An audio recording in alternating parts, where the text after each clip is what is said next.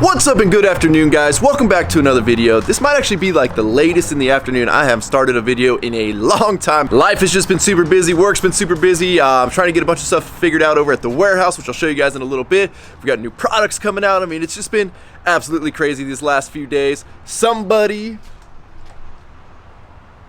she knows we're talking about her. Somebody had to get bailed out of jail last night. That would be this horse right here. Hey. What did you do yesterday? Yeah, you can try and butter me up all you want. How's your first meal since you've been out the slammer? So apparently yesterday the old mini horse decided she was gonna make a break for it and broke out of the yard, went missing. We had to spend hours and hours looking for her. Ended up one of the neighbors found her, took her to the pound. Unfortunately, by the time we found that out, the pound was already closed because for whatever reason it closes at 5 p.m. Like, I don't understand certain places like that close at 5 p.m., which is basically the time anybody's gonna be able to get off work and do anything. It's like a lot of like body shops and mechanics. Like, why are you closed on Saturdays? That's the time most working people can take their vehicle in on a weekend. Doesn't make sense. Anyways, $215 later, we get the mini horse back. You owe your mom some money there. She's ignoring us. She's just happy to be back. But you gotta love the government regulated pounds over here. So we had to pay $100 because they took her in. They were nice enough to waive the boarding fee because we were there in like 10 hours, less than whatever she was there. They force fed her some shots even though she had just had them 3 days before, but I guess they don't know. She was forced to get microchipped. I thought she already was. Apparently she's not. And then she was forced to get a dog license before they would let her leave, which to me is like, no, like I can own an animal. Do you have a lizard license? Like, I understand if you're talking a venomous cobra, I think that guy should have a license. Really? A license for a dog? Just the government trying to get more of your money. Yes, fresh water.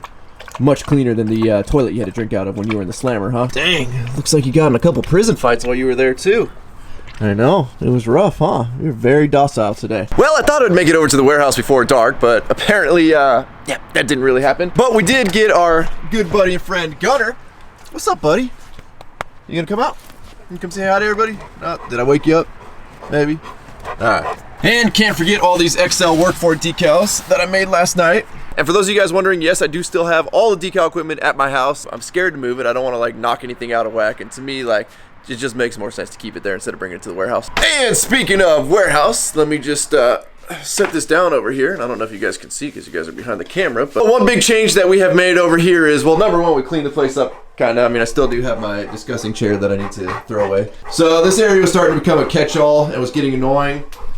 And then everybody started complaining around here that there's no microwave. So I figure, all right, well, if we're going to have a microwave, we can't put it over here because clearly this is my trophy area and I don't want to give this up. So $700 later, we've got a nice little other part of, I don't even know what we're going to call this, like the lounge. It's not finished yet. Still need to put handles on. Still need to get an end piece over here for the countertop. But you know, we're making some strides in the right direction, getting this place even more dialed in and comfortable for everybody. And well, since we're at Work For World Headquarters 2.0, I gotta show you guys our newest release, the American flag Work For decal. These turned out so sick. I actually have one on the BBB right now because it's really hard to take a picture of a decal unless it's like on a window. Here's what the new American flag decal looks like. I'm super stoked with the way those came out. There'll be a link to those right here. Get to them quick. Hopefully they're not sold out by the time this video goes live, but they are selling super quick. Don't worry, if they are sold out, we'll have another batch coming in very soon. So the main reason we came to the warehouse tonight is not only to do orders. Everybody's been hitting me up, leaving comments, hitting me up on Instagram, saying they want my opinion on essentially the entire deleted aftermarket racing diesel industry getting shut down overnight. And honestly, I kind of wanted to avoid making a video on it because there's a good chance I'm gonna burn a lot of bridges by making this video. I'm gonna try not to. I'm gonna do my best not to because it's never good. But you know, my opinions are my opinions. If you know me in person, you know I saw this coming. I've been calling it for the last couple of months when I started noticing a few things happening on Instagram. Now, before we dive into it, just keep in mind, a lot of this stuff is my opinion. I don't have all the facts. Most of us don't have all the facts. If you guys know something I don't, or if I say something that's not true, that's why the comment section is here. It's a great place for us to all have a, you know, wonderful, constructive conversation. Basically, what's going on is the EPA has finally put like the final lock on the entire deleted diesel industry. Basically, the way everybody got around things in the past was it was for race use only, which a lot of companies would make you like click the little box saying race use only, and essentially that would kind of void their liability because you technically are only supposed to be buying it for race use. If you misuse it, that's your problem. And while that has worked for years, the EPA is not stupid. YouTube really brings light to a lot of the stuff that we're doing. So all they have to do is really quick little Google search on YouTube and they can see what people are doing with certain tunes, certain aftermarket parts, whatever it may be. So it was only a matter of time before the EPA went after that little loophole. And well, since we haven't used the podcast room in a minute, I'm actually going to continue this video in here, but first we gotta crank down the AC a little bit, a little warm up here. So basically the way this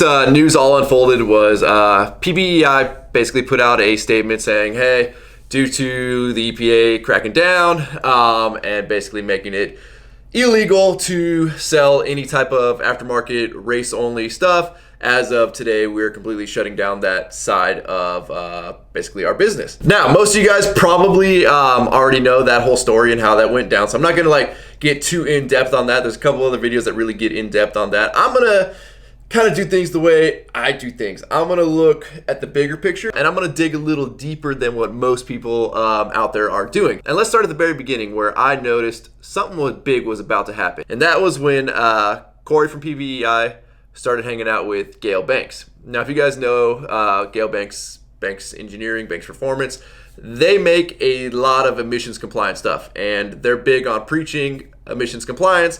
They're big on, you know, these dumb kids out here rolling coal, you know, preaching dyno numbers when those aren't real numbers and all that kind of thing. So that's like the Banks side of things. I noticed Corey from PPEI was doing a lot of hanging out with Gail Banks. You know, they were hanging out at SEMA. Corey actually flew out to California to meet up with Gail Banks. So right when I saw that happening, I knew something big was about to happen, was about to change. And unfortunately, my gut instinct was right. And it was geared towards the way that none of us wanted it to go, which is emissions compliant everything. So a lot of things go on behind the scenes with businesses. I will give Corey credit at PPEI. He has spent a lot of money, just from, you know, what he has said. He spent a ton of money fighting the EPA. I can only imagine the constant battle that he has gone through, being that he's one of the bigger names out there that survived when even the bigger programmers like Bully Dog, Edge, all those guys basically had to shut down a lot of their operation in that world because the EPA was cracking down on them. Corey was able to fight the EPA long enough to basically keep that side of things open for, you know, most people. So I give him credit for that. And Corey's a really smart guy and he's a really, really good businessman. What you see happening right now, I guarantee has been going on for a long time. I guarantee he's been fighting it for a long time, and I guarantee he's been planning on how to kind of wrap his mind around it and how to evolve. Now that being said, I think there's a little bit of selling your soul to the devil going on out there. And I hate to be that guy, but let me, you know, just hear me out. This is my opinion. From what I heard, the EPA is basically making it illegal for Corey to sell any type of race-only emissions deleting tunes. And basically what they're doing is you cannot turn an on-road legal vehicle ever anymore into a race vehicle. So you would have to build a custom frame and buy a crate engine to be able to do anything race-wise to it. You can't just take your whatever truck you got sitting in the driveway. Even if you wanted to make it non-op, no longer on the road, it's going to be strictly a race vehicle anymore. You can't do that anymore. At least like in the broader picture. Are they going to come kicking your garage door looking at your truck? Probably not. So again, from what I heard, if Corey were to sell this type of stuff, it would mean jail time for him. And I guarantee the EPA doesn't like Corey. I'm sure they've been at battle for a long time. Now, while all this was going on behind the scenes, I guarantee Corey was kind of re-gearing how he's going to be approaching things from now on. And so what I think happened was Corey was approached with this cease and desist type of thing from the EPA, and he was able to spin it into like, okay, we'll shut down that entire segment if you can let us crush emissions compliant tuning. And from reading what I was reading, sounded like Corey was able to sign an agreement with the EPA on emissions compliant tuning being a thing and being viable. So again, smart businessman, instead of being that guy that's going to fall on the sword and take one for the team, he decided, screw it. All right, I will sign your agreement. No longer are we going to, you know, we're essentially going to crush that entire industry. But in doing so, give us, I wouldn't say exclusive rights because I doubt that's a thing, but let us be like the leaders in walking you guys through how we're going to do emissions compliant tuning and basically get the EPA on his side. So again, kind of like, you know, selling your soul to the devil a little bit there. I think that's what is going on here. Now, I think Corey also made a weird 180 in life. If you read through a lot of his posts, he's been posting a lot of stuff on Instagram kind of asking our opinions, and I appreciate him for doing that because I can only imagine the bashing that he's getting from everybody. But if you read through the comments on his page or on PPEI's page, you'll see his shift. So basically what he's saying is he's going to be able to make emissions compliant vehicles that have more power, are more fuel efficient, and all around better than what he's able to do with stuff that people have taken the emissions off of their vehicle. I don't want to say I find that hard to believe because I don't know the numbers, and I doubt he's going to say that if that's not true, because numbers are numbers. You can't really make that up. But if you read the comments, you'll see to where he's like made the shift. He loves the diesel industry, right? So what do we love about the diesel industry? We love the sound of a diesel. We love the smell of diesel. We love everything about diesel. So he asked people, why would you be against an emissions compliant truck? And so a couple of the answers were coming down like fuel economy. And he's like, oh, we'll have better fuel economy, emissions on. Okay. And then somebody said, exhaust. I love the sound of a diesel. And he's like, yeah, but can you imagine hearing just the turbos on your truck with no annoying drone? And I'm like, that's weird. If you're a diesel enthusiast, you should love the sound of a diesel. Then somebody else mentioned exhaust. He's like, yeah, but can you imagine your truck, not having that stinky smell of diesel? Again, wait a minute. I thought you're a diesel enthusiast. Like, you should enjoy, like, I'm not saying go over there and start huffing the smell of diesel, but like, I think we all enjoy the smell of diesel. But he started making this weird shift. And if you read through the comments, like, don't just take my word for it, read through the comments and you'll start to see like something weird is going on here. And I don't exactly know what it is. I don't know him in person. I don't know the whole thing. I don't know, I don't have all the insider information. Again, these are just my opinions, but I always like to look a little behind the curtain and really try and dig in and see what's going on. Now, mind you, I'm not trying to poop on anybody's parade here, but if you watch Corey's stories, and he'll sit there and talk to the camera and he's talking about how excited he is. He's so excited about the things to come with the emissions compliant diesel industry. And it's like, bro, if everything was that much better emissions compliant, you would have been doing it a long time ago.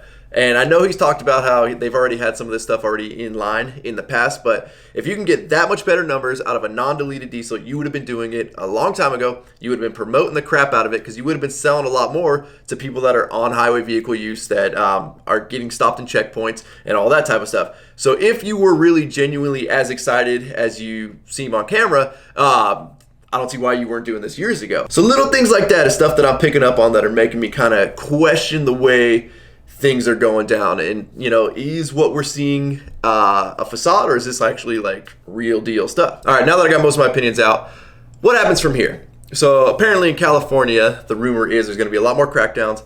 There's going to be a lot more side of the road smog checkpoints where basically which basically means they're going to profile you somehow, tell you to pull over, and they're going to try to smog your truck on the side of the road, which I believe you do not have to consent to, and you can object to it. So I don't know, look more into it. But that's what I've heard from the current ones that they're doing now. Like, it is completely 100% voluntary. And are you ever going to be able to delete or tune a truck anymore? I think the answer to that is, just like in anything, there's going to be an underground market.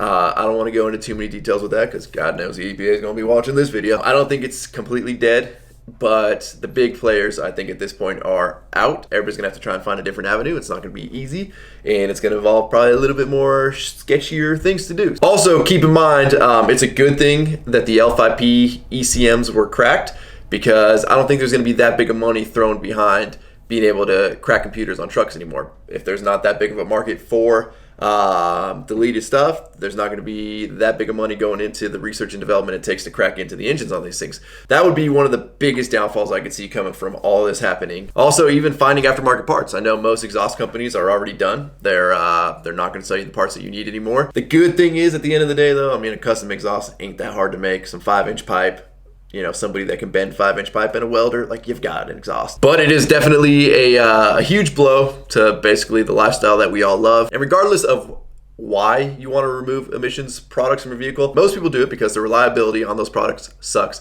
I know it's gotten better over the years, but it's not foolproof yet. I know nothing is foolproof, but they're not good enough to the point of where, in 3 years or whatever your warranty is, once it's up, that DPF system is not going to go out, and those things are expensive to fix. So a lot of people, instead of fixing it, you just remove the problem. It's really that simple.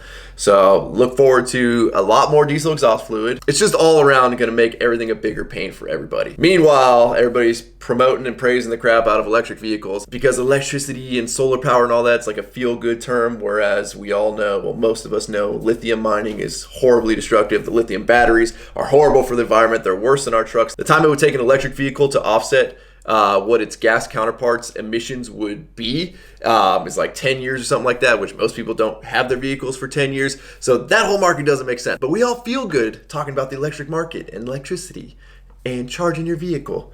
Meanwhile, we want to take down the nasty, dirty, ugly diesels because you can see the exhaust coming out. The world's crazy, guys. I don't know what to tell you, but you guys wanted my opinion. That's my opinion. Always dig deeper into everything you see. Don't take anything you see at face value. I don't know if I'm right, but I tend to stick with what my gut thinks, and you know, it's worked out this far in life. So with that, we're gonna wrap up this video. As always, thank you guys so much for watching. If you're not subscribed already, please click the subscribe button now that we do not miss out on any future content. You know, we're looking to buy another truck soon. So this is really gonna heavily weigh on my next truck purchase decision because I don't wanna be stuck with needing DEF fluid for the rest of my life. We'll see, we'll see. I'd also be honored if you guys would give this video a like, aka a thumbs up. Don't forget to check out workforitapparel.com because if there's anything you want in this life, you gotta be willing to work for it. You guys are the best, I'm out. Damn.